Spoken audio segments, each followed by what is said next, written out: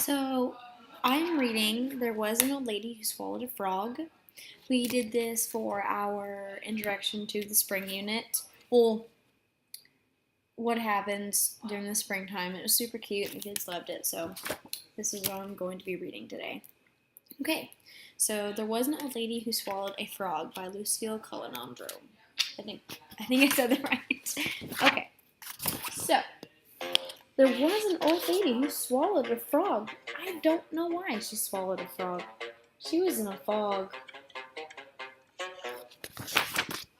There was an old lady who swallowed some dirt.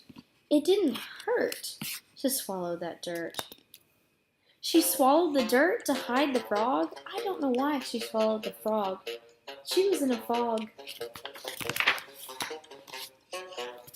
There was an old lady who swallowed some seeds at high speeds. She swallowed the seeds. She swallowed the seeds to fill the dirt. She swallowed the dirt to hide the frog. I don't know why she swallowed the frog. She was in a fog. Crazy. There was an old lady who swallowed the rain. What did she gain by swallowing the rain? She swallowed the rain to water the seeds. She swallowed the seeds to fill the dirt. She swallowed the dirt to hide the frog. I don't know why she swallowed the frog. She was in a fog. There was an old lady who swallowed the sunlight. Sunlight. It was so fun, right? To swallow the sunlight.